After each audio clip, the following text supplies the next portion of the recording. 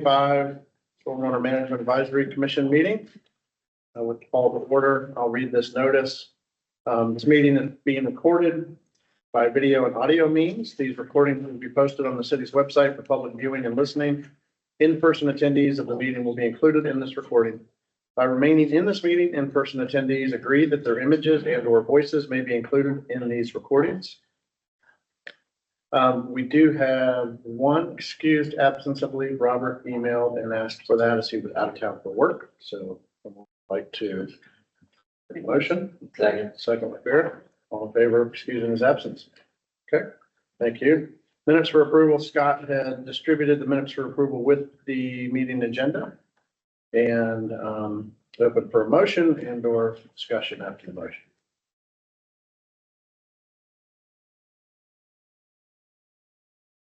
To approve. Second. You guys are getting good at this. Any discussion? Okay, all in favor of approving the minutes? All right. Okay, public comment. I don't believe this is an in-person meeting. And comments made by attendees upon registering for the in-person meeting indicating you would like to speak. The meeting will also be publicly live streamed. The comments cannot be accepted during the meeting using those virtual methods. Communications from residents should be sent via email and addressed to Raleigh Stormwater at raleighnc.gov.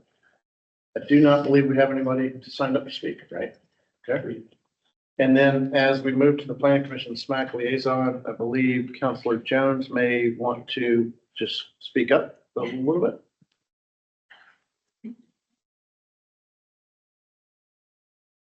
Hi, everybody. Just a few things that I wanted to note. One, we did the presentation of the work plan. Thank you, Graham and Smith, for being here. And council was super impressed with all the work that you guys are doing. So please, staff, congratulations. That's great. And also to the commission, thank you for your work. I think what we constantly look for is, can we not worry about something? Can we not? And then put it into your hands and you guys make it very clear that you've got this under control and that any questions we have will come to you. So thank you. Thank you for that. Secondly, I did want to bring to your attention a conversation that I had recently in our last, maybe homework for you, in our last agenda under consent. I think it was B3A, and it's called CPACE. So it's this whole acronym, and I don't remember all of it. What it is these investors that are trying to be allowed to help finance portions of projects that have to deal with infrastructure. And I'd never heard of this before, so I was like, hey, come meet with me. And I had a meeting with them. And really what it is that let's just use North Hills as an example for fun, because it's coming up.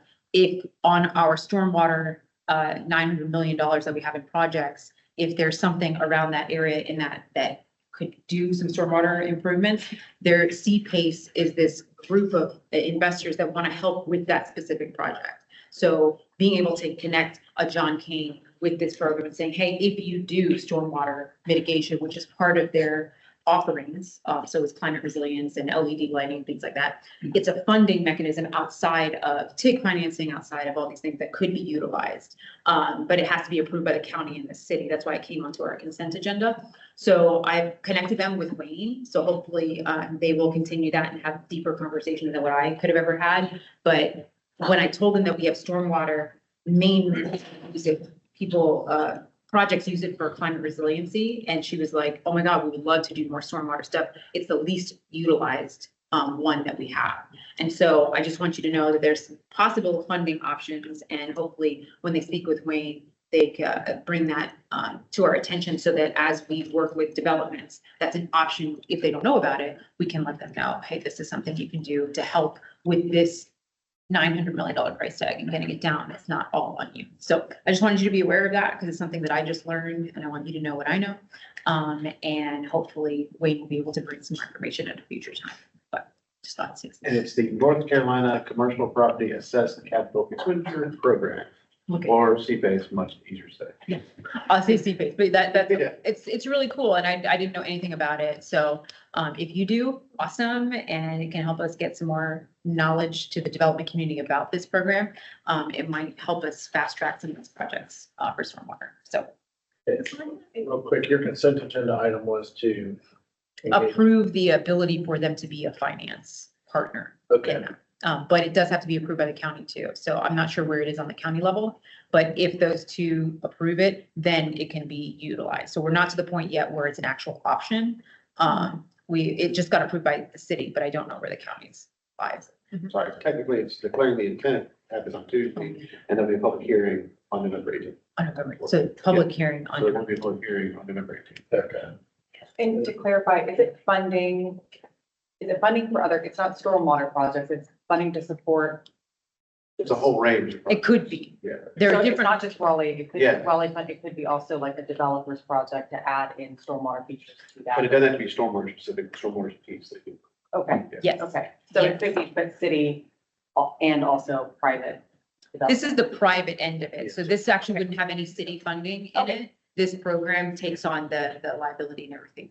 It's just one piece of the puzzle. But the projects could be either city or private, that it would be funding. Correct. Yes. Okay. Yes. Got it. How is Thank it you. paid? How is the loan paid back? You know, that I'm not sure. Again, you can look at our consent agenda. Go ahead and look and see if I don't know that I asked that question specifically, but it's a great question. So make sure to look at that. And if it doesn't answer that, shoot me an email and I can connect you with them directly. And then we can get even more information. It might be if that's something that does get passed on the 18th, maybe we can get them to come and explain and meet with you guys so they can answer all of your questions. Cause I only had a 30-minute meeting, so I did not get all of it. And I just Googled, it says the funds are repaid over a long term for a special tax assessment. So, So the owner's tax. yeah, the owner, Yeah, paid. yeah, the city doesn't pay it back, the owner does, the actual Yeah. private owner. But it's like. But we can send out that agenda item Yeah, to the commission. exactly. Yeah, and just make us aware of the public meeting on this. 18th. Right. Thank Yep. you for No that. problem. Yep. all right. Thank you so much. Thanks for your support on Tuesday. Yeah, no problem. Thank you so much. With that, let's see. Ben is getting up to do his double duty today. Yep. Well, luckily it's short. There's nothing we haven't seen before that's coming out. There's some long-term rezoning that are out there. A couple greenfield projects that I will be bringing you, but they are still in their neighborhood meeting stage. They're not even coming. So we want to kind of give them a little bit more time to get it hashed out. So these are ones that are either Warren City Council or our City Council that we've talked about before. And first one is 1811 South New Hope. We have talked about this one quite a bit. It's the one with the conservation management that follows the floodplain line there. It's off South River Road. This did get approved at the 10/31 council meeting, which has been since you all's last meeting. So just want to update you on that. But there were changes. The development's going to stay out of the floodplain and also out of the conservation management. Sorry about the interrupt. I think actually there was a condition added before they passed this because of involvement from PEJ. They added a commitment to incorporate green stormwater infrastructure and development. So they have that in there. Very good. I didn't catch that. We talked about it yesterday as well. That's all right. Next one is in the northwest side of town at 8030 Arco Corporate Drive. This is one, if you know the area at all, behind Murray Creek Shopping Center, and the office and mixed use area. That's on the other side of the creek, Murray Creek there, off of Hall Street, that's what it is. But anyway, this isn't changing a lot of staying local residential density to this area and more flexibility to develop residential density. The public hearing is set for that November 18th public hearing date, which is 2 weeks from Tuesday, from this past Tuesday. But site is partially developed and some has been cleared and for future development here, and there is existing development you can see here that has existing stormwater devices are already on it. There's nothing on this street. And the last one is back in the southeast side of town, 2230 South New Hope, which is adjacent to the old town developments on the west side of, New Hope Road. And this is the case that the commission received a presentation on last month from the, attorney for the developer, and they have added, more stormwater conditions. Since that presentation, there won't be any buildings or, developed area in the, FEMA floodplain. The current conditions do limit the rating, in the floodway fringe at 40% with no way to appeal that, which means in current code, you can appeal it now, but this is gonna take that appeal and then away, and also some enhanced sediment control and rain control for this. Planning Commission did vote denial on this back in September, and that was before your stormwater commission presentation in October, but that will come up at the public hearing, I'm sure, that they voted to deny, and there were some concerns from a couple of commissioners about, floodplain issues, so. The public hearing, I think, has been pushed to December 17th, right? It's one on the. I saw the website, it was, well, for the second, but I'll double check that. Yeah, It's just an option. yeah. I think the city council was December 2nd, and then we checked it again like yesterday. It was Oh, December. well, it's, Seven. if it's in December, it's gotta be second, because there's no second meeting in December because of the holidays. Oh, so it's really December 2nd? Yeah, so if there's not, so if it's not December second, then it would be in January, but I'll double check it. Because there was one I found at council yesterday that I was already planning, that there was, Interesting. there was a mistake on the name bound. Oh, okay. Yeah, because, and it might have been this one because the 17th doesn't even work out, right? Because that's not even Tuesday. So, yeah, she said it was Got it. very quick, but yeah, but I'll see if they change that. But yeah, it's gonna be on December second because there is no third Tuesday council meeting in December. Okay. They still have their public comment meeting. Correct? Yeah, in December. Yeah. Instead of the second, we would do it to the first. So we'll be doing public hearing and public comments on. Oh. Sorry, so the public comment, the public hearing will be December 7th? No. So usually city council has a meeting on the first and third Tuesday, a regular meeting. Yeah. And the first Tuesday is always an evening, there's always an evening meeting where they have public hearings there. The second Tuesday, they have just public comments, the general public comments, not in a specific case, just public comments to come and speak to the council. And that's all being consolidated to the December 2nd meeting because there's no more regular council. meeting Okay. the rest of December. Yeah, it happens twice. So in December and then in July, because we only have one meeting in those months, that first meeting is a combined public hearing and public comments, just so that we don't extend around. There'll still be public comment on the individual public hearings, as well, too, at the evening public hearing on December 2nd. But I'll double check that with planning and see if they change that. Because I saw that on Tuesday as well. Because like I said, 17th is that's like a Wednesday too. Yeah. This is what it looks like. Here. But that's really it. Like I said, we'll see what's coming to the planning commission for your December meeting and we'll go from there. Any questions?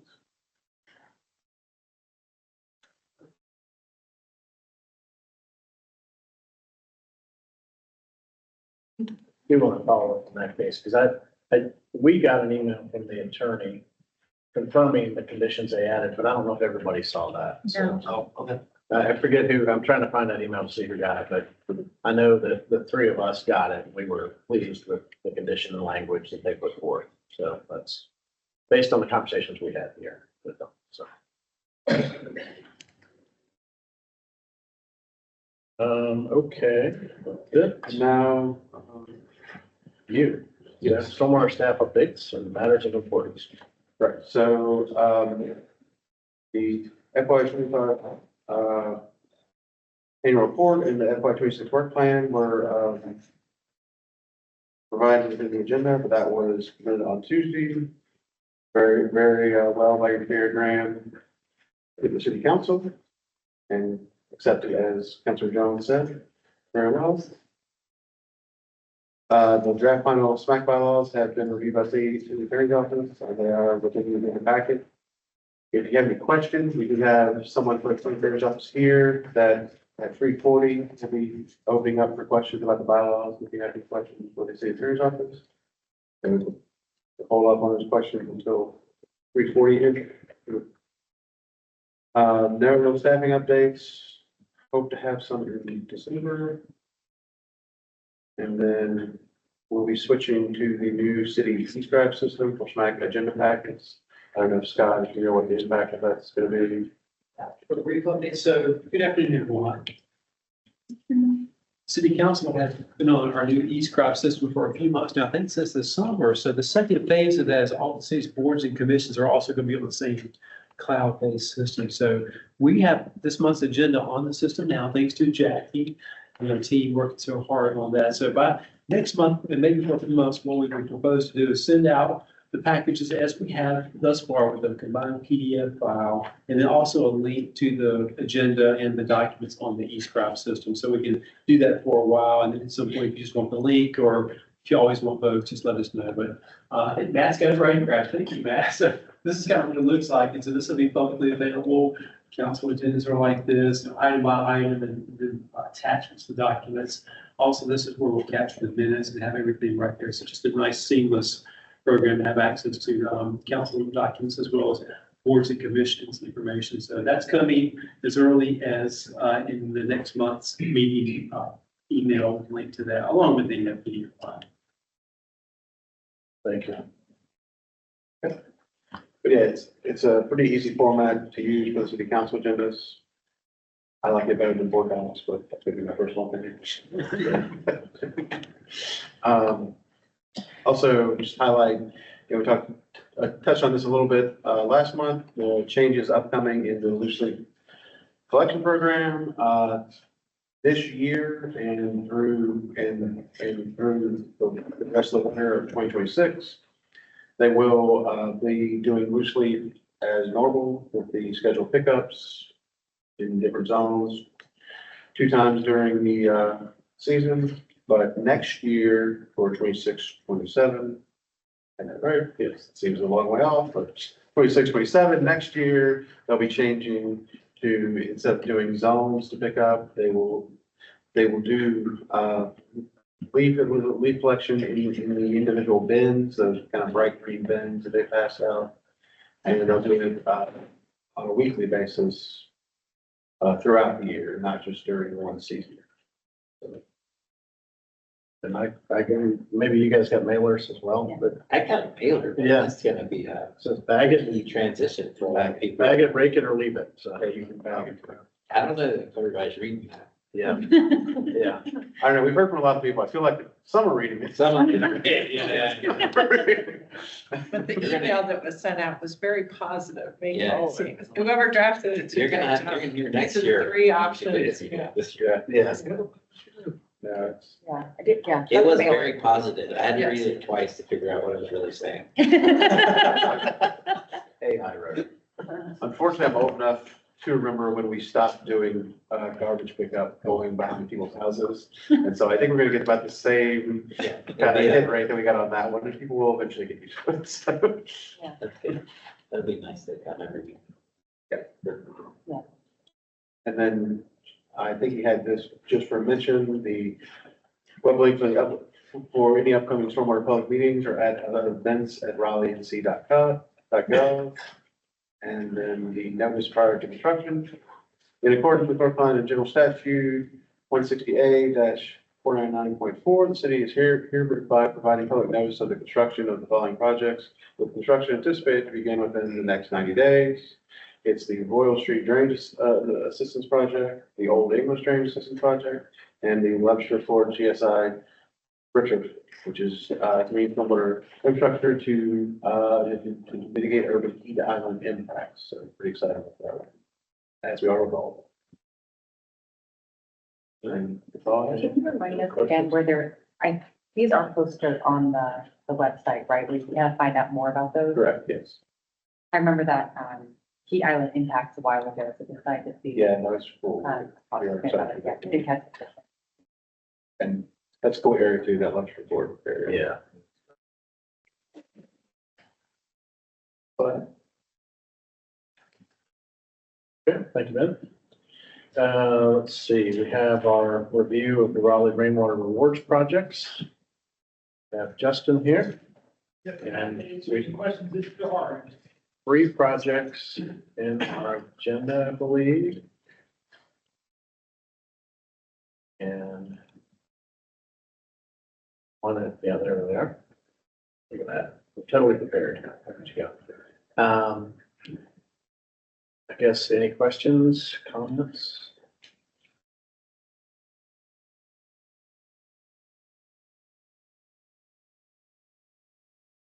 Guess with no questions or comments, maybe we'll review and approve them, or review and see a motion, all of them together. Motion to approve all.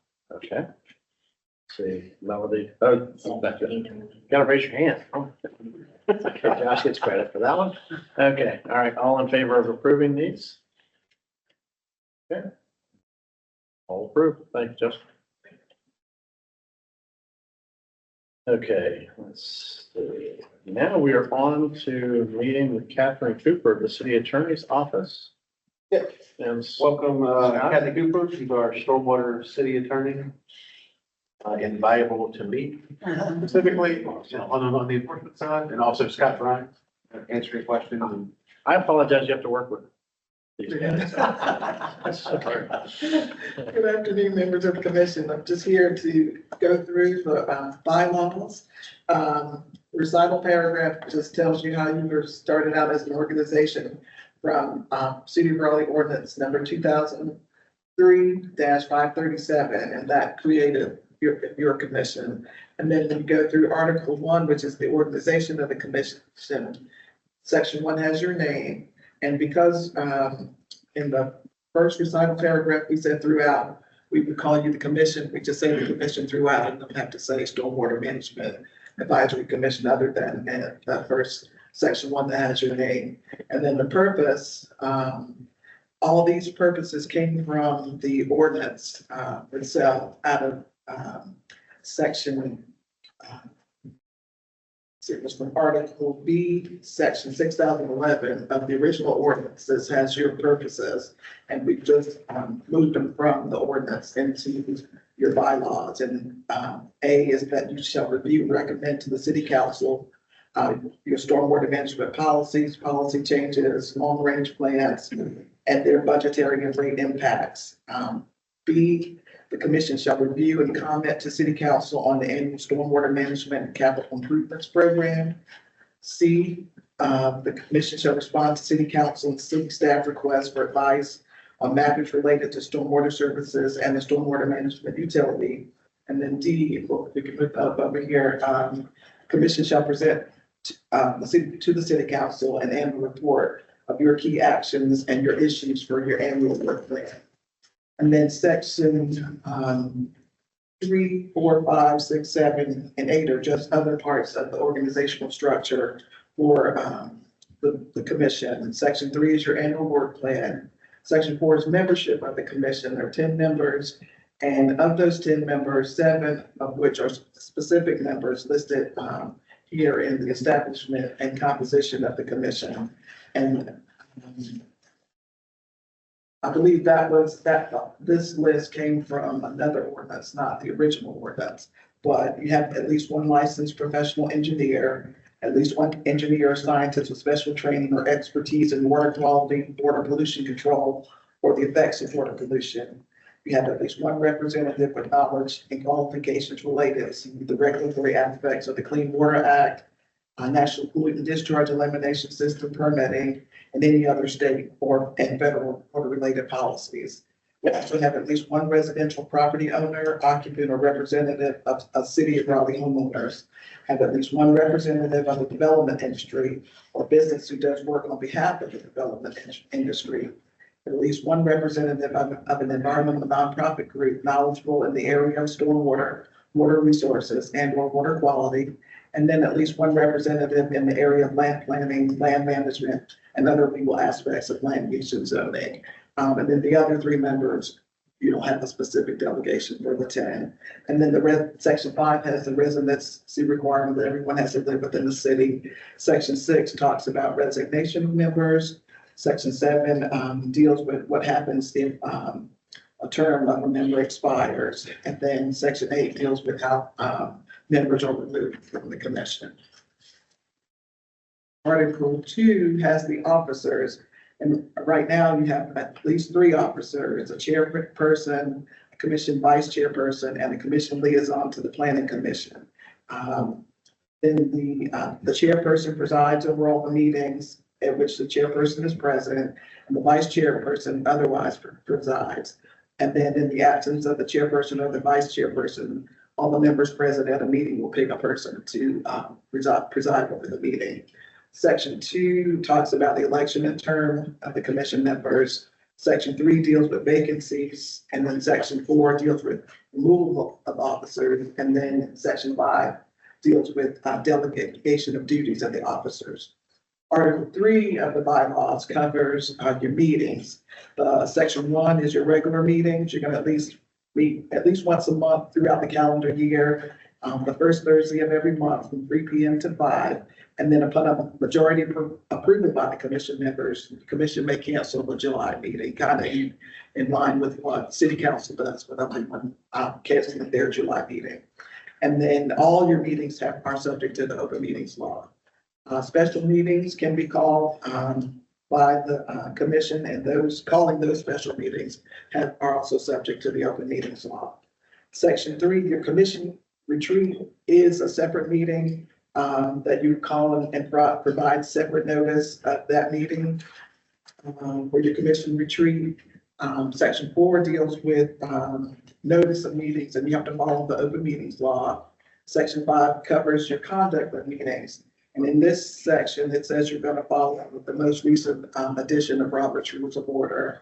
But it's in some instances, you may relax Robert's rules depending on what's happening at your meeting. Section 6 is your quorum. It's a majority of the membership voting at a meeting. And if you withdraw from a meeting without an excused absence, you're still considered part of the majority for the vote purposes. And section 7 covers voting at the meeting. Article 4 deals with committees, and all city council approval is required to set up any special committees of the commission. And Article 5 is your annual report and your work plan. Article 6 are commission-specific rules of order that came from the old rules of procedure for the commission. Section 1 deals with agendas. Section 2 covers how members of the public can address the commission. And then section 3 talks about action by the commission.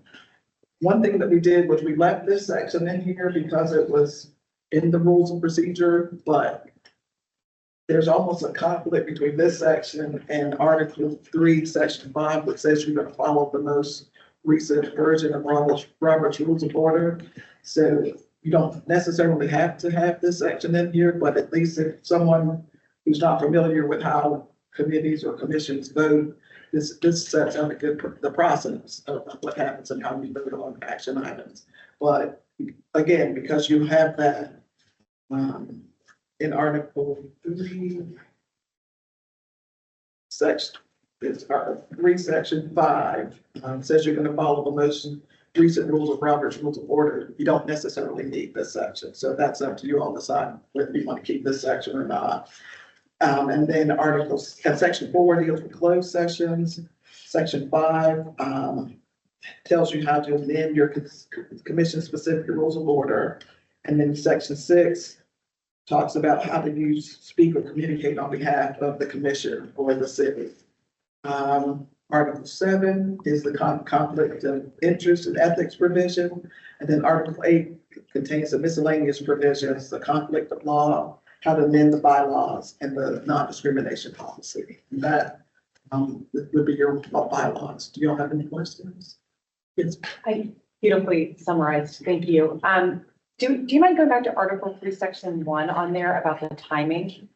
This jogged my memory on this one. It's a simple one, so one I can kind of pick up quickly there, but it's stating on Section A there about our timing each month on the first Thursday.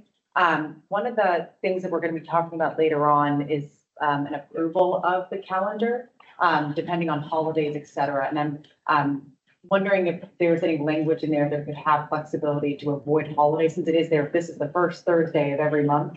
Wondering if there's, Unless otherwise amended by the commission or something like that. or Okay. yeah, the majority vote of the commission. yeah, just want to make sure that we're Yeah. not trapped to that, Yeah, or if there's sure. better legal ones. Yeah. And I guess with the section that you stopped on and spoke about where there's a conflict with the Roberts rules, That's Article 6, Section 3. section 3, I mean, it's useful, I'd have to actually read this to figure out if we're following this. As a chair, I should know these things, right? Yeah, since you started. Or do we just, is it possible, are other commissions not having this? Some And commissions therefore don't just have going- commission-specific rules, so you just Exactly. happen to have commission-specific rules because you always have rules of procedure. Yeah. So all we did was incorporate your rules of procedure into this commission-specific rules section. So, like I said, you don't need it because we've already said earlier that the most recent version of Robert's Rules of Order would apply. But if you want to, like I said, if there's someone who comes to the commission who's not familiar with working on a commission or a committee and don't know how to vote and what the process is, this kind of spells out the process. And Kathy, this is similar to what even is going on with the city council is pretty much putting in their bylaws. And we've all seen various boards and commissions around the city are not the best at Robert's rules, but it's in there, their skeleton of their orders. Well, I don't even know if anybody brings a copy of Robert's. So we get tied up. I'm just wondering if we should just strike this whole section, if we're allowed to do that, and just say we're going with the latest Robert's rules, but I don't. I think this is informative for new people if they want to outline of how things go. For reference. For reference, right? Okay, all right. Well, leave It it. encourages good behavior. Yes, we just wanted to bring it to your attention, that's all. My question, I think I probably just missed this in here, but I did see the 2-year terms, but I didn't see the term limit. That's in the, right in.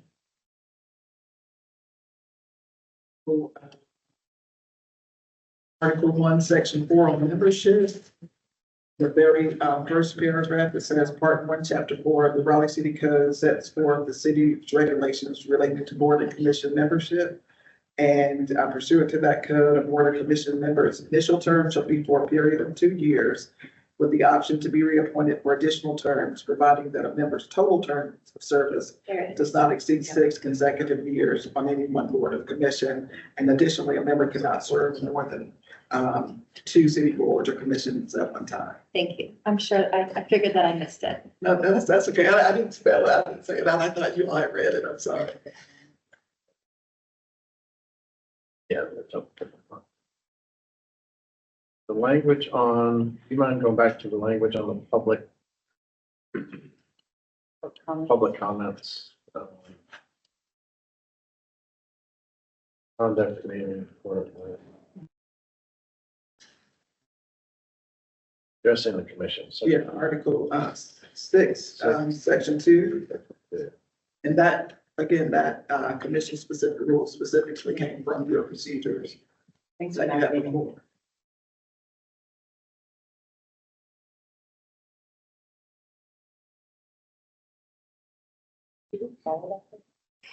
that's what, that's a great question.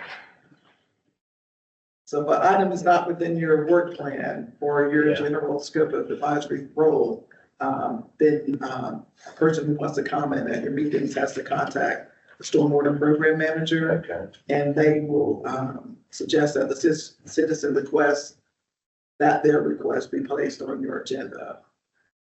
So, on the council agenda. On your agenda, your agenda. The commissioners. If it's under our purview, right? If it's not under your purview, they have to contact the stormwater program manager and ask that they address you at your meeting. Should we expand that language to like stormwater? And they would do that through the citizen comment section. Maybe there's some flexibility, because a lot of things under our work plan as far as protecting it, so I think a lot of it, I just don't want to eliminate that if it's not explicitly on our work plan, but I don't know.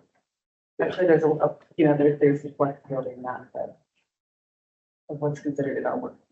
Is this very much exactly like everybody else's, the boards and commissions? No, this was always in your own rules of procedure that was adopted when the commission was first adopted.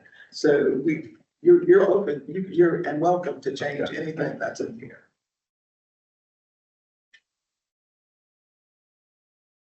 I guess we're, help me, where we at?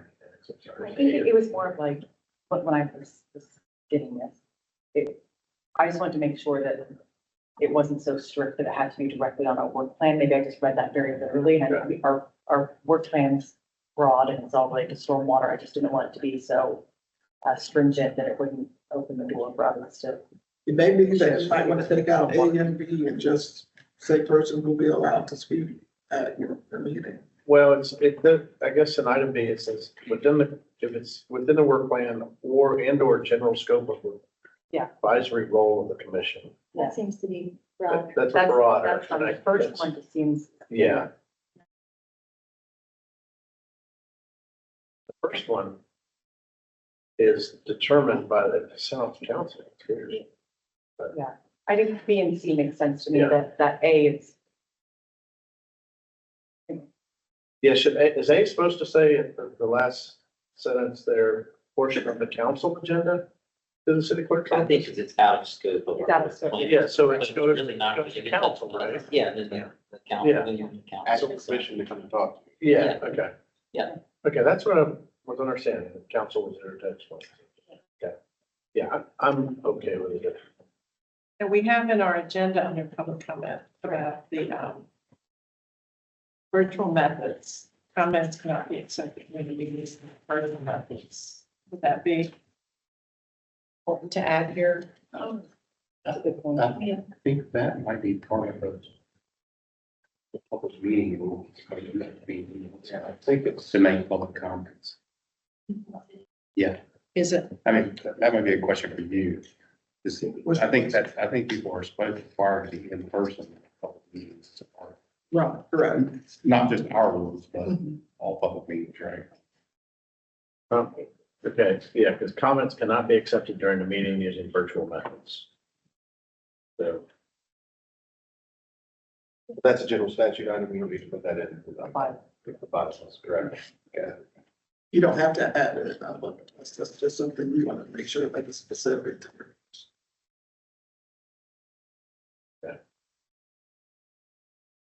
Yeah, Just a question. no, that's good, yeah.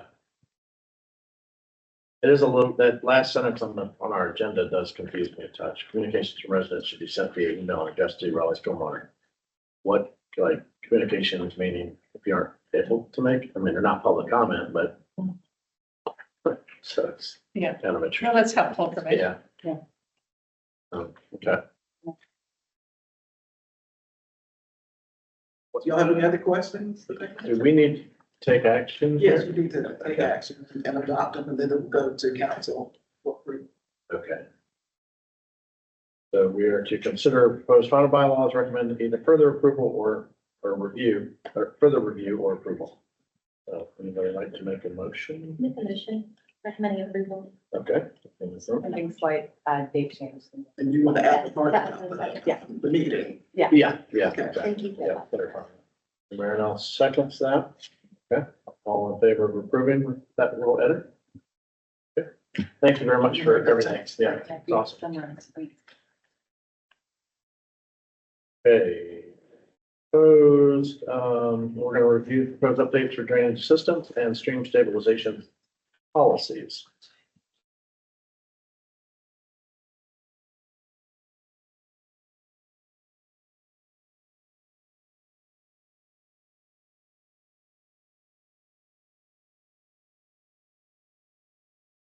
Okay, good afternoon, Commission Chair Pitt and the members, Councilwoman Jones and city staff, everyone class meeting today.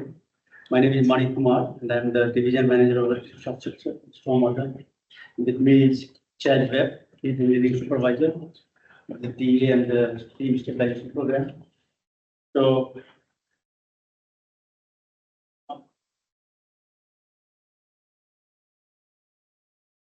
that's the agenda for today's presentation. Thanks for the opportunity to come and see you for you.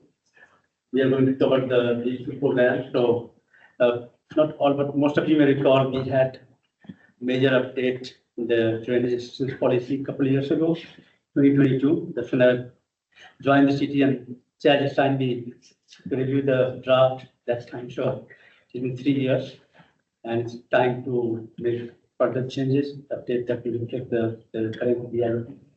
At the same time, we had a brand new stream stabilization policy. So we do that. And at the end, we'll have questions and that. So why we propose the changes in the policy? So these are the points that we want to highlight. So first and foremost is to align the policy with the UDO, Unified Development Ordinance, and our new stormwater management policy design manual. And also to limit projects that are in zone 1 and zone 2, that's 30 feet and 20 feet in of the stream. And also establish project withdrawal or transfer process. So that's about if we already have a easement, and if the property owner wants to withdraw before it's recorded, after it's been approved by the city council, what's the process? And also, if the project gets very complicated, complex, and if it needs to become a CIP, or easement is huge, or just the complexity overall and the scope. So that also gives some guidelines about that process. And last but not least, establish the alignment with the new programs such as stream repair workshop that we do. And also the 5 programs that you may have heard of, the pilot program, proactive inspections and public engagement program that we basically started, led by our asset management group, Barbara team. So again, we're coming back to why do we need to change the policies. Again, of course, what we discussed earlier, plus to make the programs more effective. So we get tons of requests, the calls, complaints, for the flooding, for stream erosion. So not only that you see the triangle, for the project, but the overall program, how best to manage the program effectively.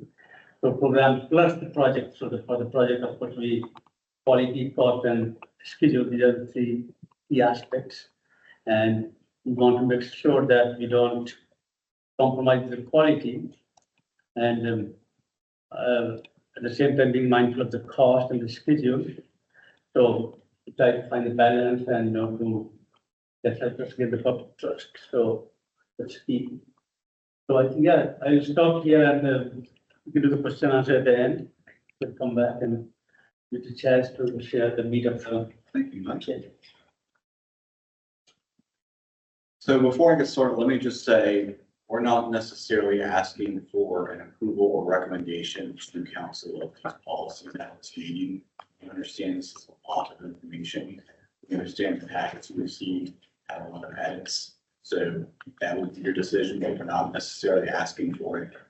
When we did this the last time, it was 2 months, and then the third month, we had a little small revision. So just so you're aware about that. So for the drainage systems program to qualify, sure, a lot of you know this already, but on property within Raleigh city limits, as stormwater running from public property or street, you want to donate an easement, drainage easement, conservation easement, do not cover lots of that drainage. I know you guys are familiar with the Sigling East Lane sinkhole project. You may recall this started as a drainage systems project in the state of Fourth and then transferred to a CIP project. So just one of the projects that we've done, this is Northbrook Drive. before, picture on the left, after picture on the right. And again, this was 100% funded by the city with donation of easement. This would have cost the homeowner a little over $100,000 to make these repairs. And as you can see, they've got a very nice stabilized bank that was threatened in their structure. So this just gives you an example of the work we do. And we continue to try and improve the program. That's why we're here to amend these policies. So just a little time of the events. 2016, the drainage systems policy was approved. That created the drainage systems program. Up until then, it was a cost share program. And staff and this commission and council realized that not everybody could afford those costs. So it became projects were then approved 100% assist, fully funded by the city. And then Lenny mentioned back in November of 2022, the policies were revised, approved. We also created this reexamination policy. And now we're back 3 years later, enforcement and policy. This just gives you an overview. We have added 2 sections, section 6 and section 7. This gives you just a little bit of that. We're going to go through these and then we'll pause after each policy for questions. So section 2, under the previous policy, included 11 definitions. Proposed policy includes 12. We added an egress, ingress easement. Think of that as like an access easement where the work that we're doing, it may not abut the right of way. We still need access to it there. So we added language to clarify that. We added definition for the integrated stormwater prioritization model. That's how we use the SPOR projects. All those numbers that you see on that spreadsheet that I would provide in presentations past, that's how we score those projects. And then we clarified or defined stormwater runoff. The definition that was removed was rights of entry. And that is because for guidance with the city attorney's office, any work we do on a project associated with the project, we have to get a major drainage so that they remove rights of entry and street flooding. That reference a definition to the old stormwater design. Definition for structural flooding was updated to incorporate the stormwater design and by development ordinance. Section 3, eligibility criteria and prioritization. All property owners whose easements are needed to complete the drainage system program must complete the drainage systems request form. So what that request form is a form that says you are willing to donate an easement if and when the time comes to donate that.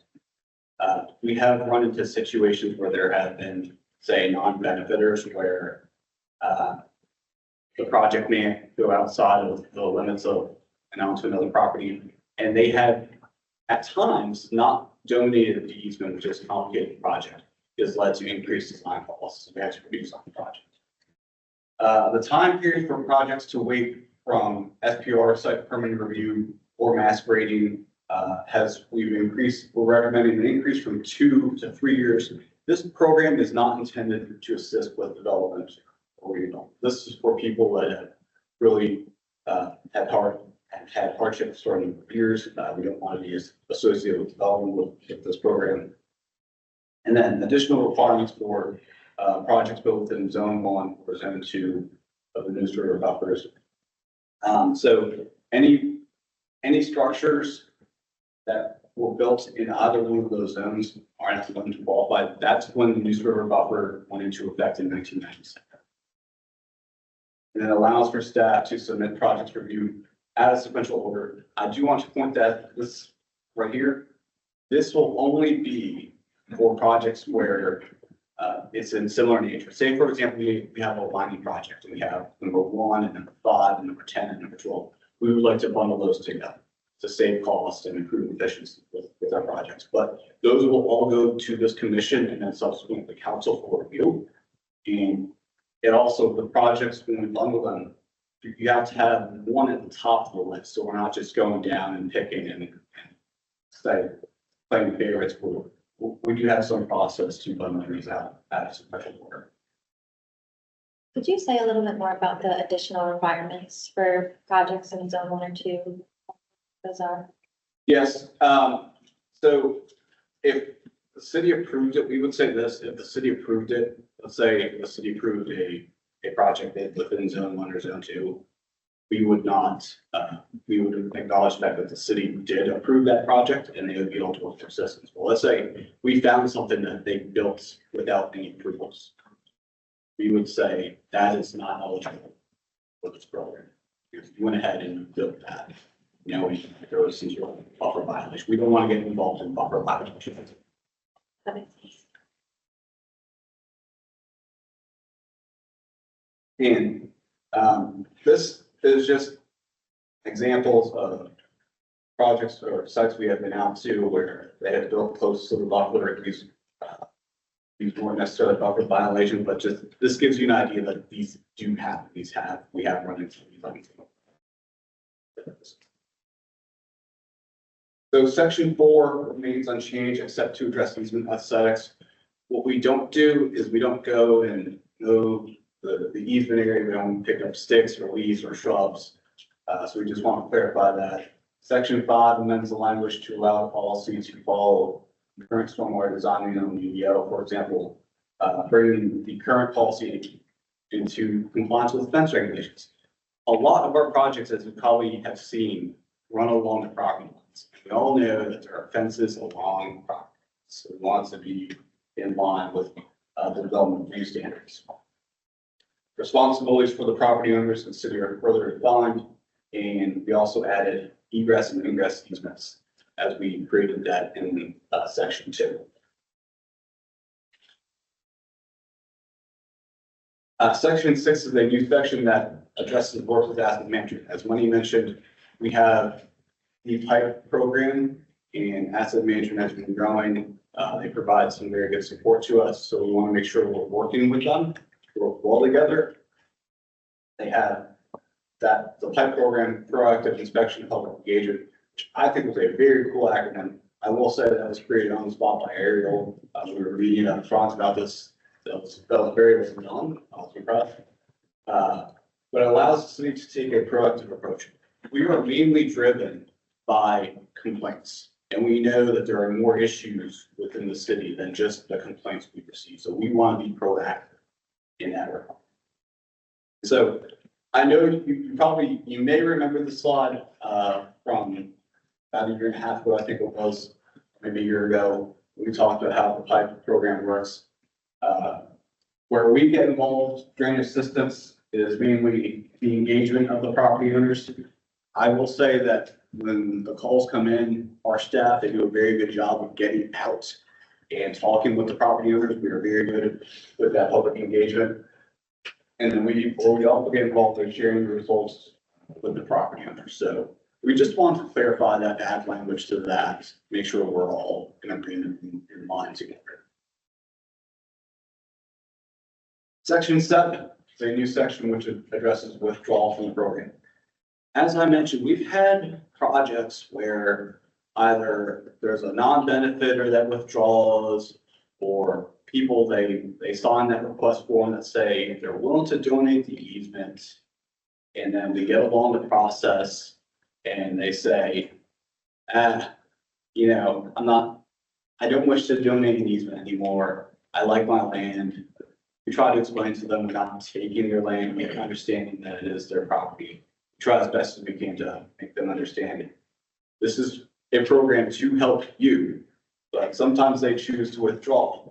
We don't have really anything in our policy right now that states if they withdraw that they can come back in. So technically they could withdraw their project, and then the next big rain, they realize that their flooding issues were important. Again, they can reapply for the program. We've already spent design funds. So if we've had projects where we have withdrawn projects, homeowners are no longer interested. And as a result, those design funds will go to a project that will never be complete. So we want to add a mechanism that says, if you withdraw, you are ineligible for the program for 5 years, to try and make sure they understand that is it for 5 years. You can no longer be within the drainage system. And then we also had a mechanism, we also added language that clarified when, if there is a 1 or 2 property owners that do withdraw, and there is another person that is impacted, that we look to make the CIP project. What we didn't want to do is, if we have a group of projects and there is one person that's holding out, we can't hold those other two property owners or property to essentially say, well, this, your neighbor withdrew. So we look to make that a CIP project. And in that regard, we can pay for easements. And sometimes that does, people, they're getting paid for the easements, donating the easements. Sometimes they change their mind about the easement. So sections 8, 9, and 10 remain unchanged. With that, I'll stop for questions. Yes. Yeah, do you mind just giving a ballpark estimate of some of the design costs that kind of lead up to that? Just out of my curiosity. So typical, remember I took some of the projects back in August and we were looking at around $1,000. Now, that's not to say that we get all to that, we spend all that money. Mhm. But that would be for a bundle, so maybe $50,000 sometimes we spend, and that is money that we can. And that's just on the design. That's just on the design, but yes, the design costs are very high in the last few years. When in the process do they donate the easement? So the easements are officially donated when the project is approved. And then we recorded with either Lake County or we do have some properties in Durham County. So you have the easement on the projects, but the landowner just said they didn't want to do it. They said Then the easement doesn't give you the right to do it. when we get the easement, then they don't have a choice anymore because we have that easement. So you did all the design before the project. You have to design before. We have to design that for. We obtain the easement, yes. We can't. And the reason for that is we can't just do what I would call like blanket easement when we get an original property, because the design, you know, plan review or sometimes we're doing our design with our consultants, the alignment can be changed. So where exactly do you put it? Yeah, I guess I work in business, you get an option to purchase an easement or acquire an easement, and then you design and plan, and once that's done, then you record the final easement, but you have some control during the design process. That just is an alternative. Yeah. Don't know if you can change. For the DA You can program, change the donation, so you don't pay anything for the easement. Sure, but just, Like to keep yourself in that. yes, like we are about to spend money designing this project for you, so if you withdraw, then you have to reimburse us like 50% of the design cost or something like that. Which could be up to, Yeah, which could be up to like Yeah. 5 or 10 grand or something like that. yeah. Is that illegal That's a tricky thing, but approach that the city can? just, here, We have an we're attorney. discussing, so just the idea to throw out, that might be too strong. but- Yeah, if they have talked about that. I want to protect. Yeah, because that seems like a lot of time, right? It's- You're doing a huge favor to these landowners. Yeah. Yeah, It's pretty, and it's, but if no cost share in it, so. And you can't change your process to get the easement, give or take 20%, or, you know, whatever that is. Nobody's gonna be less than that, but like, you can't get the easement before. We can't get the easement before we have an approved design. Yeah, because it's. Yeah, okay, that does not- You're getting it. Right. So if you can't change that process, then would there be like a financial, A little bit of tying together. it early doesn't on. have to be, I mean, that's a large number, right? Yeah. But also $50,000 of design. Maybe maybe cost share on the design. Yeah. You know, just, Or just a penalty. I'm a proponent of a little bit of cost share. Yeah, Personally, as the city's growing and our stormwater fees are going up and, but it is for discussion. What is the approval process? I mean, we see these projects. But what is just kind of what's the approval process? You guys do a bunch in-house, but when you get, but the council approves on consent, or how is this It going? goes to a consent agenda, usually the next month. So for example, August, we had the last approval went on the September consent agenda. And then we had the approvals. So once we get the approvals, then we look to hire a consultant engineer that starts to evaluate the project. And we work with the property owners.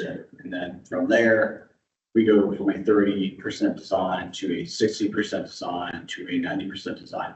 So the homeowners see all these steps, they're way aware. Okay. And also our staff, when they go out, our drainage investigation team, they let them know, if we are going to have a project, you will be donating an easement. And we believe the easement will be in this location. You may have to remove this tree that we see trees often as one of those hangups that they don't want to lose that tree that they love. Sure. Yeah. But I mean, basically it's a year-long or 6-month kind of relationship. After we bless the idea of the project, council blesses the project, you're still working on it for 6 or 12 months with the homeowner, and they can still walk away. Right. Anytime. Until there's another approval what's the approval before they sign the plat? It goes through permanent, you get the permanent set, and they do the easement with Wake County. Okay, you should record it as part of your SPR and your permit set or whatever your master. Okay. Is it common that someone chooses to walk away once the planning has been done and before the easement has been granted? How often does that happen? I wouldn't say it's common. We have 40 active right now. We've had about 90 projects full. We've had 3 of those situations, so it's not that common, but it has happened. We're trying to, with rising costs, trying to minimize the cost implications. I can see as a property owner wanting to see a 30% design before necessarily committing to an easement. But once you go past that point on the area, there should be some kind of penalty for going, not just 5-year holding period, right? What's the, You're committing $30 versus you listed at 30 and. 30, 60, 90%. And understood you couldn't record the plat till the end, but can they sign a document saying, can they sign their side of the Yeah. plat, whatever the heck that needs to happen, so Even that they're, a little, they're in the game at 30% or 60% or something. Yeah, the tricky thing is, we do sign that, we have them sign the document that says they're willing to donate an easement. Time comes, I don't know how. They will lose $10,000 if they don't. it's not very. I mean, how do we have a line to, is there a way to save the city a little bit of recoup? Make it real for them. I don't know. Well, maybe you're concerned to make it too real for people. I don't know. The concern would be, we took away the cost share part of this. Right. Right. Yeah. And now if we go back, I feel like we would be going back to where you're right. Now, in certain situations, we would have a cost share, and then they don't have a project.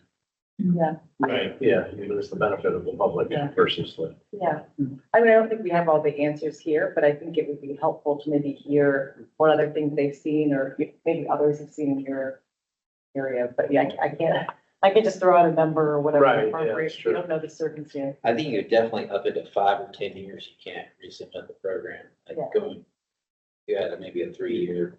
Yeah, 5 years, 3 years for the SPR and max rating. I would just recommend, since it is a total, the city is paying for the whole thing, try to protect the city's rights.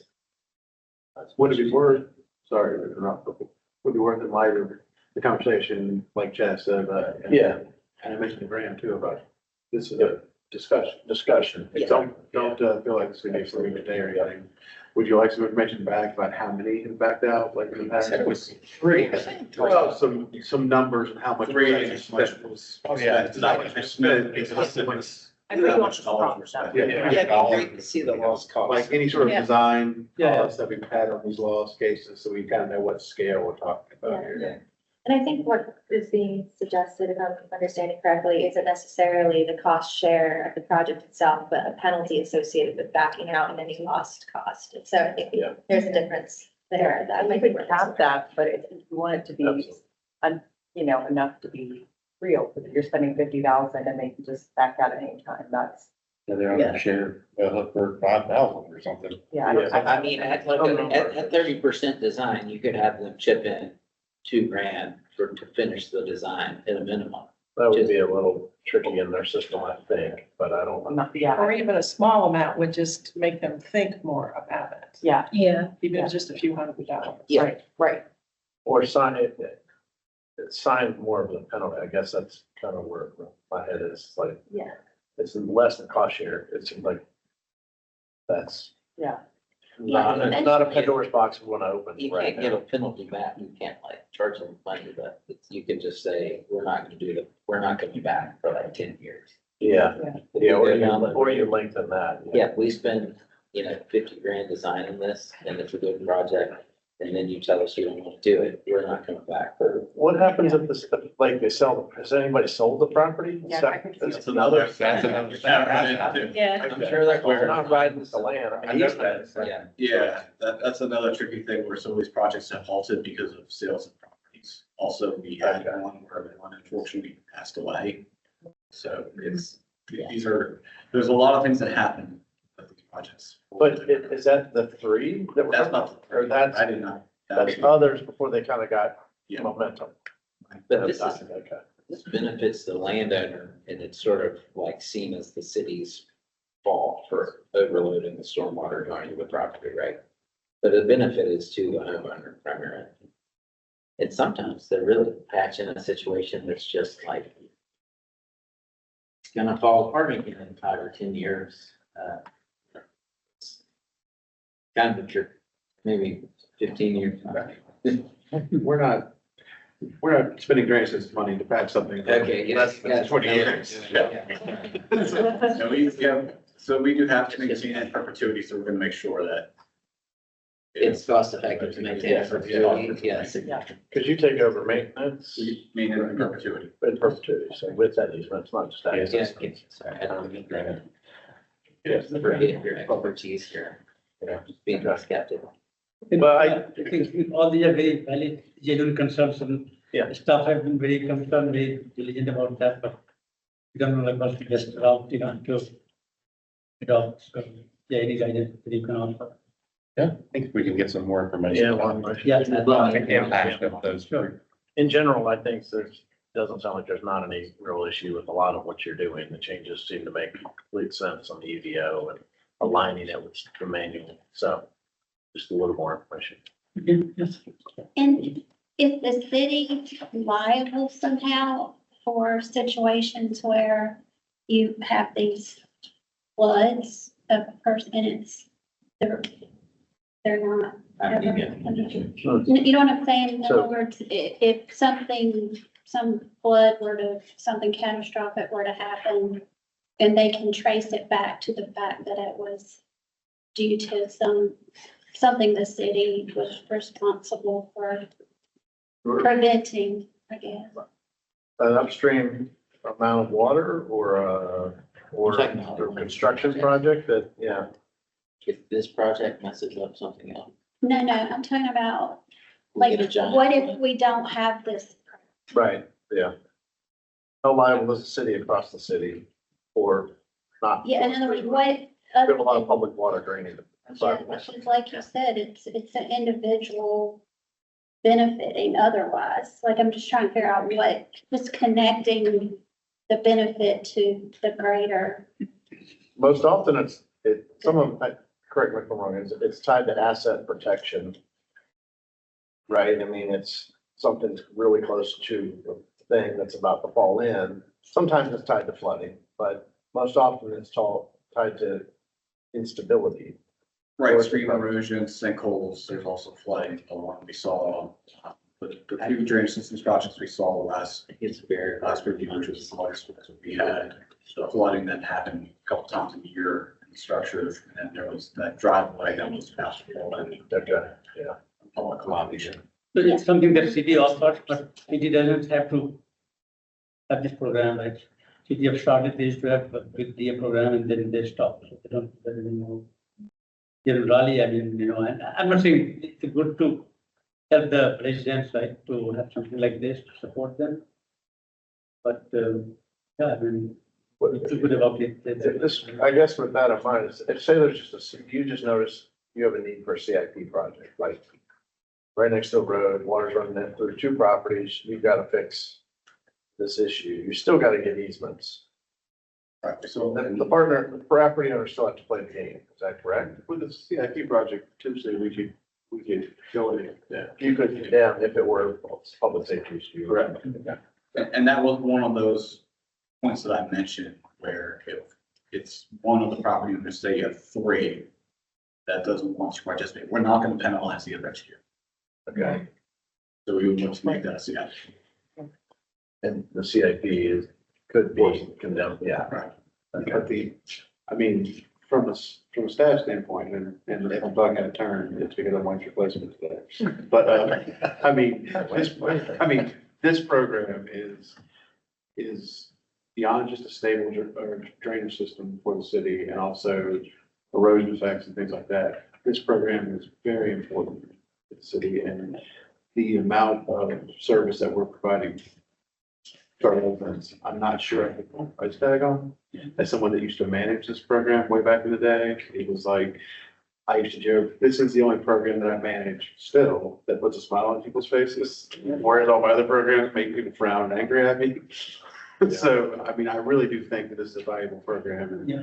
And I understand the benefit concerns, but I think that's why I mentioned about bringing the exact projects back and what kind of scale we're talking about here.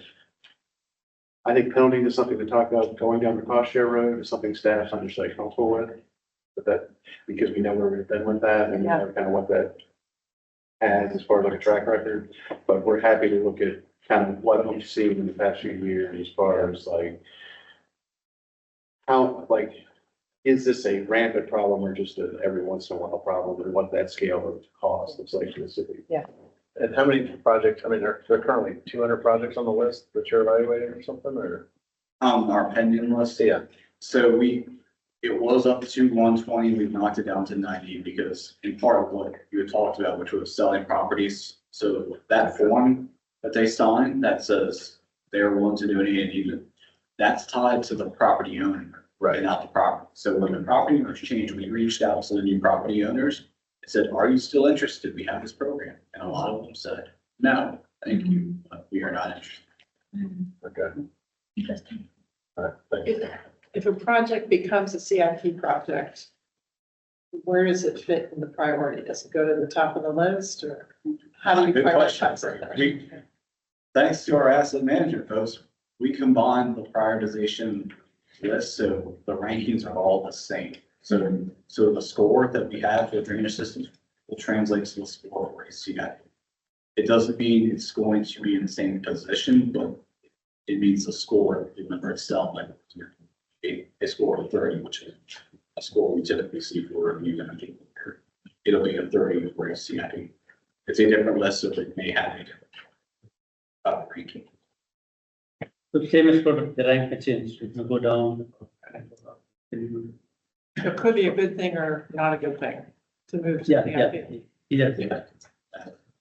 Are there any other issues or challenges with these edits that you guys are having, or you could be helpful talking? No, I mean, as Ben pointed out, it is a very good program and it's very helpful. Yeah. The issues and challenges are just the nature of the program where you're going into people's backyards to fix an issue. And I'm completely sympathetic in understanding that when people see on the drawings, oh, this is going to happen, it is much different than someone going out there and saying, we may take down this tree. Yeah. Or this easement. So I'm very sympathetic. yeah, Yeah, and also to add to what Chad said, so people expect you to do the project right away, right, tomorrow. right.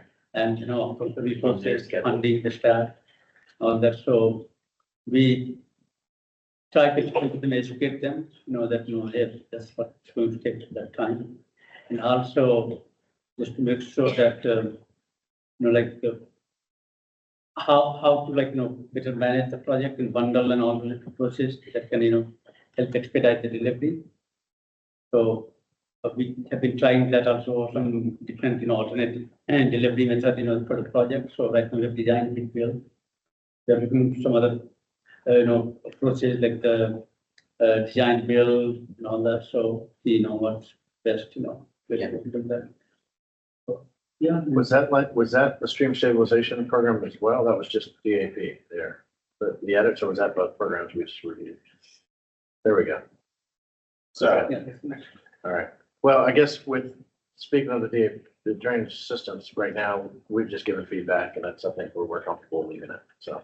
yes, we'll work on that and bring you back second. Cool. Any more questions about drainage systems? The stream stabilization is going to be very similar. So, you want like. Expect similar comments then. All right, similar concept. Okay, so as mentioned, stream stabilization program was established in 2022. This mirrored the drainage systems program to focus stream stabilization projects. Like the drainage systems program, you still need public runoff and donation of an easement. And you have approved 10 projects since the program was created in 2022. This is very similar. Again, we have 2 new sections. Section 2, again, so very similar. We added egress and ingress easements. We added stormwater prioritization model and clarified stormwater runoff. We removed the definition of rights of entry. Again, this is very, very similar. I would say that this was specifically for dealing with stream stabilization projects, that we are trying to repair the stream, that zone 1 and zone 2 buffer rule, is very much applied because we are trying to preserve specifically the buffer when we can, these stream stabilization projects. And allowance of staff to review projects out of sequential order. Again, I will emphasize just like drainage systems has to be at the top of the list and it has to be similar in nature. It will come to this commission and subsequently council for review. Section 4. So this, we have established, we have done these stream repair workshops, and these stream repair workshops have been great. You mentioned the pending list where we have a lot of projects that are waiting.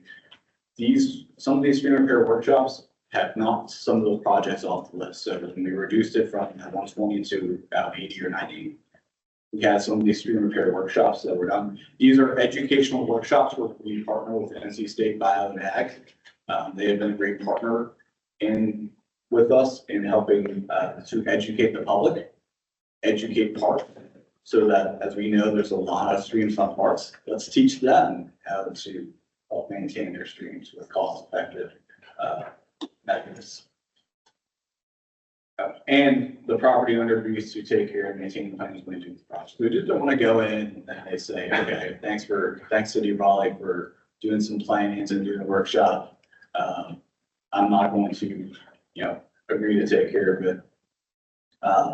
We want to make sure that they have an ownership because we are providing the service. And this is a before, during, and after picture. This was one of our first ones on Watkins Street. You can see it before on the left. During the workshop and after this picture was taken about 5 or 6 months ago, and you can see that vegetation has grown in top state. And I said, this is the projects that we do at NC State.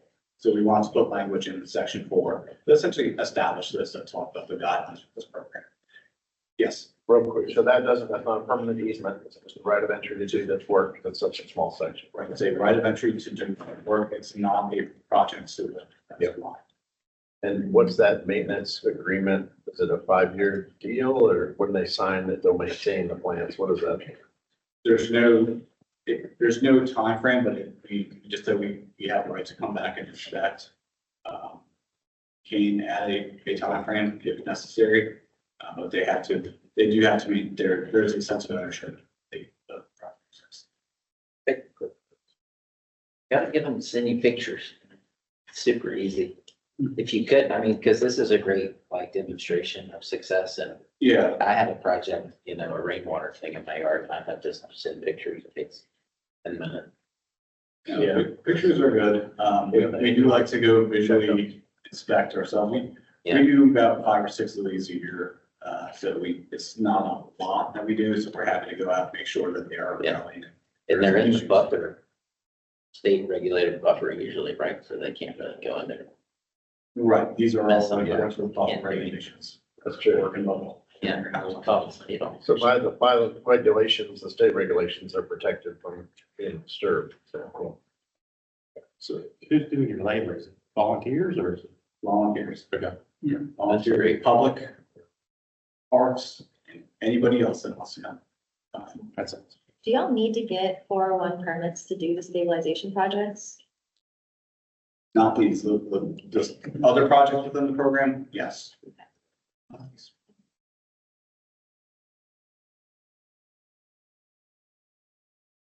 So section 5 remains unchanged, except that we don't address aesthetics within the easements.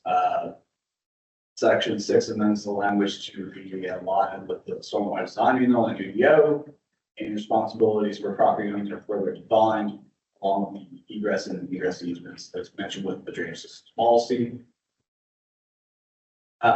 So this was the one we talked about quite a bit last time, with the drainage systems. This talks about the withdrawal. So this is the exact same language that you have seen. We haven't gotten far enough with these projects to get to this point for specific stream stabilization. So there won't be any specific data that we have as relates to for stream stabilization. But any changes that we see, we can definitely recommend for further programs, because my guess is that if we've seen it for drainage systems, at some point we may see it for stream stabilization.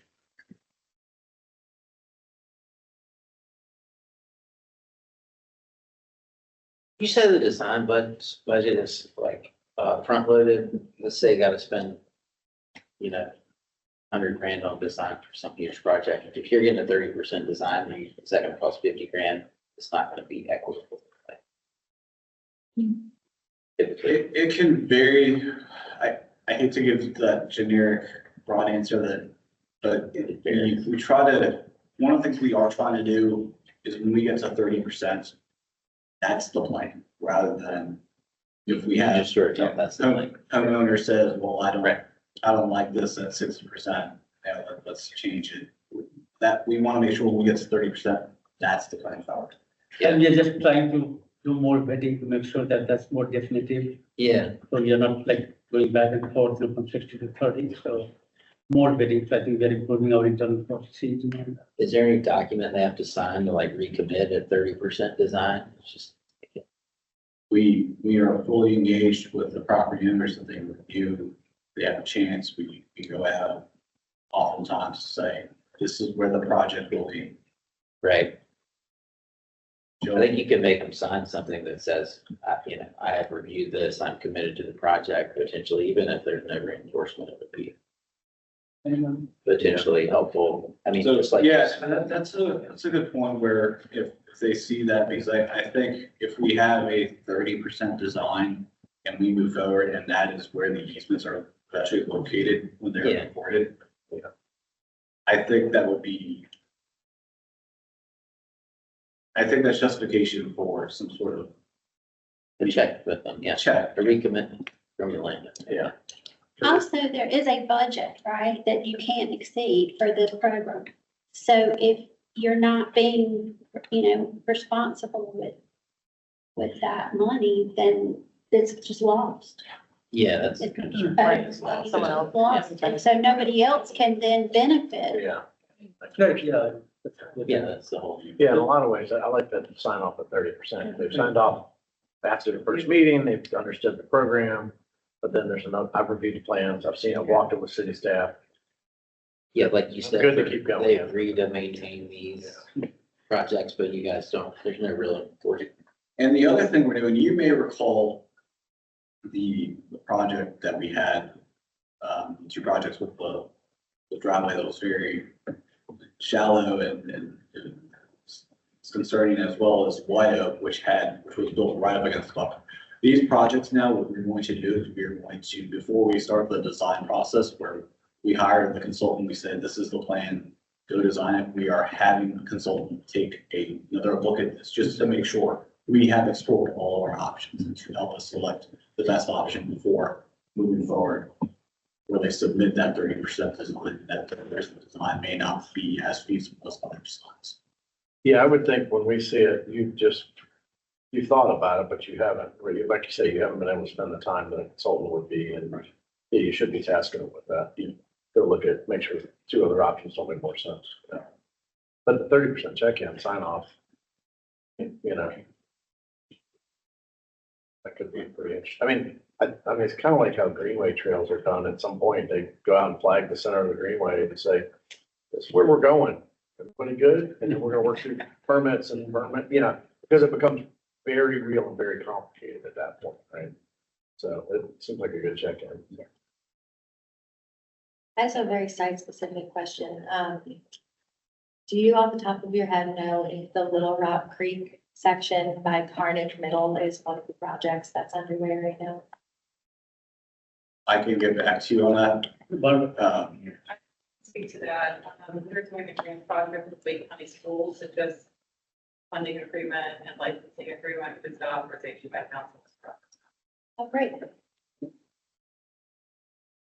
School's about to fall into the creek, or the playground, or the field is. Big carnage. Yeah.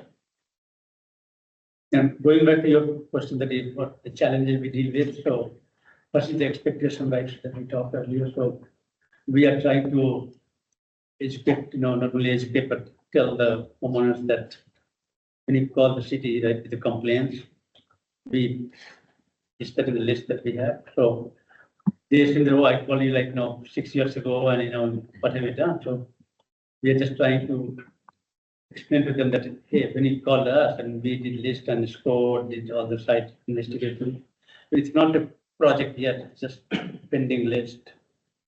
So the project, it doesn't automatically become a project that they may assume. Right. So they have some ambiguity, we get a lot of calls, complaints, but hey, I called 6 years ago, 4 years ago, and city has not done anything. So that's one thing. And also, the non-beneficiary, so the beneficiary and non-beneficiary, the chat talked about. So non-beneficiary, they tend to be reluctant that, hey, I'm not getting anything from this project, so I do have to donate easement. That's one of the major challenges.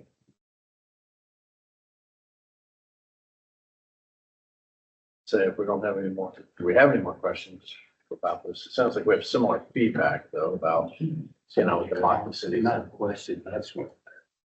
I think what Ben said, this, both of these programs are, I'm surprised we have 90 projects. That's in a city this big. I think more people are going to hear about it. And your backlog's going to grow tremendously because we have an aging city. And if we think about stormwater as a utility, that's the mindset we want to have, right? Is we have to convey that water safely and stable manner, right? So I think your projects are just going to grow this, so having these discussions, it's important that we're doing it correctly. Sure. You have the right I suppose by program now that we should grow the program further. That was noted about 1.5 years ago when we took some projects. It was noted about that list was growing and growing. So we tried to come up with some ways without approving projects to not sell the projects off, like the change in ownership, some of these repair workshops. Or we went out and we looked at the top 20, and we noticed that some of them just did the work themselves, and we said, hey, you fixed it, and they said, yeah. Yeah, great. I mean, we know these stormwater projects, even just to replace a small section of pipe is really expensive for most homeowners to take on themselves, and then if you start throwing in multiple homeowners that impacts, these projects are never gonna happen unless the city helps them, right, or at least, involved, so I think it's just only gonna grow. So you guys good as far as what you need? Yes, we will take forth the projects that have been withdrawn. I will say, would you like to see perhaps projects where we had HOA conflicts? I would say that's one where we have, so I won't point that out. Any of your big conflicts, Yeah. examples would be great. And some proposed language edits if you're up for it, but it'd be nice to, because We can take some of these projects that have been approved that haven't gotten to the final. yeah. We can. Yeah, if we could understand some of your sticking points, that would be great. But like Josh is saying, this hopefully, you're updating the policy. It's been around for a few years, but not a lot. But hopefully we can not revisit the policy for 10 years, right? But if we can help you solve some of the sticky spots, yeah. That would be great. And the 30% check-in, I'm hearing you like. Yeah, I think that has got a little bit of consensus to see if there's some language around the 30% check-in and or sign off. Yeah, it would be good. You knew that. Okay. Thank you very much. Hopefully, just like to thank you for the memo you wrote, because that was helpful. yes, it was very. To go through it ahead of time. And just for update, once the commission's good with the changes and recommends approval, then it will have to go to city council. Yeah. So they have the final say on it. Thank you. Thank you. Thanks. Yes, appreciate all your work. Thank you. Let's see, review of some preliminary topics for upcoming meetings. Other business, we'll see some more rainwater rewards work in the winter. The next meeting is gonna be at the Dix Chapel. Correct. Okay, They bring that down. and a field tour. Those are some of the cool stuff, it's somewhere stuff like this. At Dix, okay, so including Gibson Play Plaza possibly, right? Okay, so seek out good weather that day. Ask for good weather, although visiting rainwater projects, stormwater projects in rain is never a bad thing, so.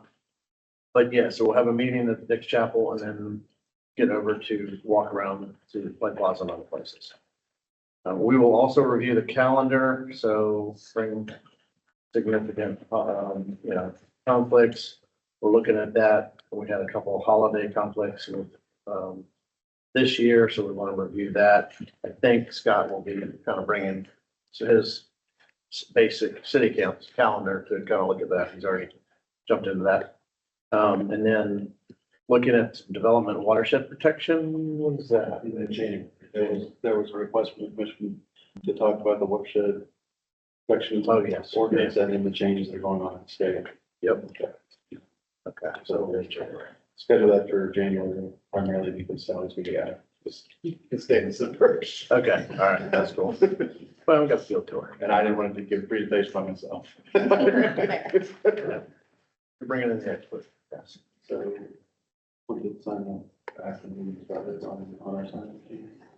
If you want, Okay. if you'd like to, I know we're a little bit early, so if you'd like to get there. Okay, we are a little bit early, yes. Real quick, before we reopen public comment, I guess since we're kind of having a dialogue, does anybody have anything that on the events calendar or anything stormwater related you'd like to share, talk about? And also, I'd say if you have agenda topics, send them to Nicola and I so that we can have the conversation because we pre-meet with Scott and Wayne beforehand. And so that, if there's a field tour, you'd like to take or a place you've heard about or a topic that's out in the community, please bring it to us so we can bring it to a greater group. So, I did have a question. First, let's get approved as a little bit unrelated as a pervious surface recently, artificial turf. artificial turf. Yes. And a couple other. For the state statute changed on that, and we changed all of this to match. Okay. But yes. As long as it doesn't have an under system for that. I've seen that recently. I would have to It's had that conversation. I believe it was. get that done. Yeah, no, Okay, it's best to have it. I did like 3 months ago, Yeah. when we were still in text change mode, but now I'm not. I think one I can thing. put Kathy. One thing I would just flag, and maybe everyone already knows about this, but it came up on our planning meeting yesterday, was an update, this that came through the state under the Regulatory Reform Act that does impact a lot of stormwater issues, specifically for Falls Lake watershed. One of the main changes that was passed on the state level was that any developments that impact more than an acre, so not just the size of the lot, but the impact has to be an acre, are no longer required to use stormwater measures in the Falls Lake watershed. You mean less acre? Less than acre, yes, thank you. That's, yes. An acre. Yeah, I'm very interested in us sort of talking about that, because I think that's a big thing for Raleigh. Falls Lake drinking water beyond. And that's been approved all the way up and signed. They want. There's a statute, and then the Falls Lake rules are getting redone right now too. They would be obligated to follow the statute, but it's gonna take a year or two to get the rules finalized. There's a lot of discussion about the rules right now. Scott, I guess, can we add that? I don't, Yeah, it might be good to get an update. I know we were It's presenting. part of the January. Yeah, that's gonna be part of January. Yeah, that'd be great. But I wanted to see if DWR actually submitted their rule draft by January, so that wasn't complete. But they've submitted a preliminary draft, which sounds redundant, to the Upper News River Basin Association, and they've negotiating with Yeah. the UNRVA and changes and things like that, so. Yeah. We're aware of what the rules draft is potentially gonna be. I think that I saw Dan McLaughlin this morning. I think he's working for the attorneys for, as a liaison to the state. Yeah. Maybe we should have him. And he's a major part of the UNRVA as well. Yeah, And he's also about to be in the State Bar Hall of Fame. I learned on Tuesday. yeah. Wow. Okay, with that, thank you for bringing that to our attention. Yes, we do have a request for public comment. Someone showed up beyond the time to sign up with traffic and stuff. So if you guys will allow 3 minutes, we'll have public comment. So, Athena?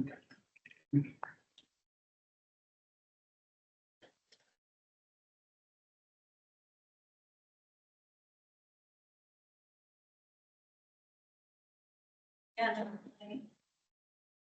So, my name is Athena Wallen. I am helplessly dedicated to creeks, and I'm trying to brainstorm the same sort of problems that city has where creeks go through private property. And there's a lot of erosion happening, and the consequences of that are compounding within neighborhoods the more we have those neglected stream systems. It's not super easy to see, and I apologize that I'm doing this, but currently on Brookside, we are experiencing more development coming in, building condos in a column sort of fashion, so directing runoff directly into the creek system. I am wondering if these new developments are perhaps utilizing the easements and buffers that currently exist as their pervious surface to build as much as they can. And I'm questioning whether or not that should be the way that it is. Because if development is allowed to build out to the easement and then consider the easement and the buffer as their pervious surface, and that entire property is okay with the impervious surface limits, I question that, because there's no requirement for developers to maintain the riparian buffer. So why is that factoring into their development property? And why is that factoring into the amount of impervious surface they're allowed to build? Can we make an adjustment to that consideration of development, that impervious surface limits are only to be considered within buildable space? Otherwise, I'm experiencing in my neighborhood that condos are building right up to the sewer easement. We can't plant anything on the sewer easement to help with runoff. We're experiencing soil loss from the bank side with stream, like crescenting erosion. So the creek is moving towards the condos and towards the sewer line, but nobody is taking care of it. Nobody is preventing it. Nobody is doing anything about it because nobody is requiring anybody to do anything about it. So the consequences of this development now makes it harder for us to manage later. If we were able to bear in mind that there are sewer lines and decreasing amounts of buffer, we need to take that into consideration when we're permitting for new builds. I'm trying to basically suggest a limitation of what is currently permitted for buildings directly on creek systems, because they are changing the way that the runoff goes into those systems in a very hard to manage way. The kind of situation that we're looking at with whose responsibility things are is that nobody knows. Everyone just assumes it's the other person's responsibility. And when floodwaters come through, there's a lot of momentum moving things through. So how are we able to maintain these creek systems if we're not able to understand who is actually able to do what? I'm trying to demonstrate here that there is a large piece of cement that was displaced from one property and it slid through into my property and then onto the other person's property. If the creek line or is like the property center, sorry, if the property line is creek center, then creek lines are shifting and then nobody knows whose responsibility that is as this giant cement thing is moving its way through, destroying a lot of stream bank. So I want to suggest another bold idea of increasing the margin of error and striving to connect those segments of Stormwater Creek by having donations or community-led land trusts. If people are able to donate donate or sell off the creek and the buffer into one entity, then we are able to increase the margin of error so that when those big cement blocks come barreling through and ripping out chunks of bank, it's not one person's responsibility. It's a response for the whole creek system. And if we're able to increase that margin of error, then we're able to access more of those pieces. Sorry, it's all kind of general, but I appreciate your time. Thank you. Appreciate it. Real quick, I guess I'm just asking you clarification. Some of that development on Brookside is they're happening on half-acre or less properties. Therefore, their stormwater management is grandfathered in. They don't need to do. So they're doing the maximum impervious, like as well as stay down. Yeah. They can use maximum impervious. Yeah. How does that work? Is that parcel small enough and they're exempt from stormwater requirements? They have a lot. They're only subject to the maximum impervious based on their zoning district. So like if their zoning district is R10, it's 65%. It's R6, it's. And the buffer does count as your pervious. Right, because it's part of the property. That would be the sticky wicket there is that it's part of the property. That's why they can count it, because when the state did the buffer rules back in '97, Right. they just take the property away. Yeah. It's still under private ownership, but you say it's a buffer on it.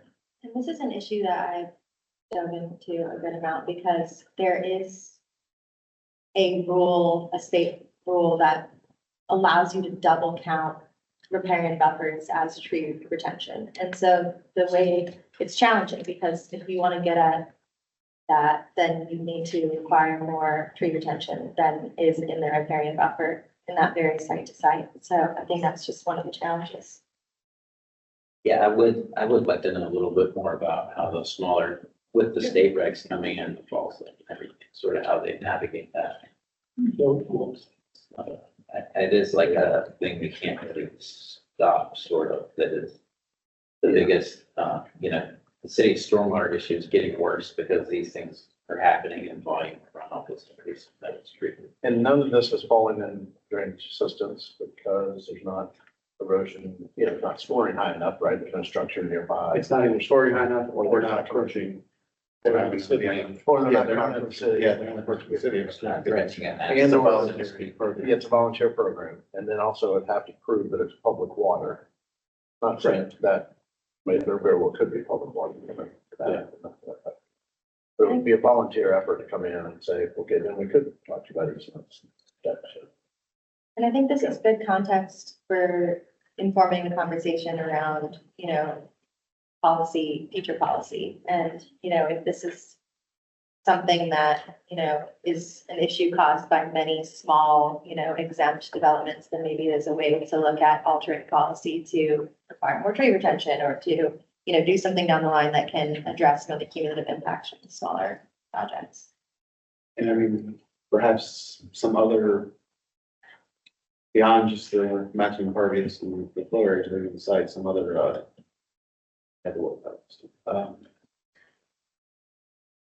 compliance method, alternate compliance.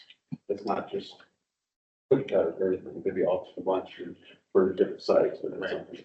I have a neighbor who built a new house and cleared the lot, and I was told that the city made him come back and plant mature trees in the city's like little easement off of the road, you know?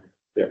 What is that a storm? So that's, the urban forestry program, and it's a tree conservation area. Yeah, So if you take down the trees that were in a tree conservation area, you can add to the tree. and is the city's easement area always the tree conservation area? Is that how they have them? It's not a city No, area. It's I have a basically. lot with 40%, Yeah. 40% of my lot that I own is tree conservation. Tree competition, which means you can't take down those trees. Yeah, it's just whatever the tree's worth, yeah. Yeah. They had Or to you pay can- they had to pay a fine. Oh, yes. And they had to pay, They're probably down the street, what, down the street. well, the house across the I street. mean, they're planning on the street, like. Well, not on the street. No, It's like a street they had across their the lot Yeah. near the street, they had to plant trees in the street, Yeah, it's a severe fine. Okay. not in the street, by the street. Yeah, the two major tree conservation areas that we see on development sites are either right at roadways or right at the street. Yeah. So we had on our street happened this guy that repaired that wood. And Yeah. we had a program come through that you could voluntarily sign up, Oh. get these trees. I don't know planted if in they, your yeah, the neighbor woods. lawn. Yes, I don't know if they. I've seen that too. So that, the city. The city does pay for those trees and. bring Yeah, them that back. is. Yeah. There was engine. Yeah. They have to come back. My neighbor, There's trees, Pay a fine. The landscape company planted them in September, which is legal, apparently, you can't plant them until October, October, fall, right? Yeah. And so they take them out and they just put them back today. And their bets on whether they're gonna survive, I think they're the same trees, because they brought them, set them in the front yard in September, heat, and they all lost all their leaves. And, You do not want to, mess around with tree conservation. I work for tree company, so I'm excited to about it, I didn't realize it was. Yeah, urban forestry. You know, real thing. All right. Well, it's good dialogue. Yeah.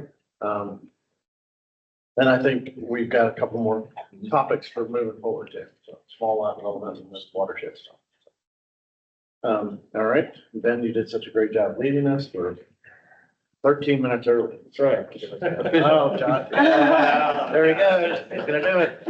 Would you like to make a motion? I would like to make a motion to. There we go. Second. Okay, all in favor? Thank you, guys.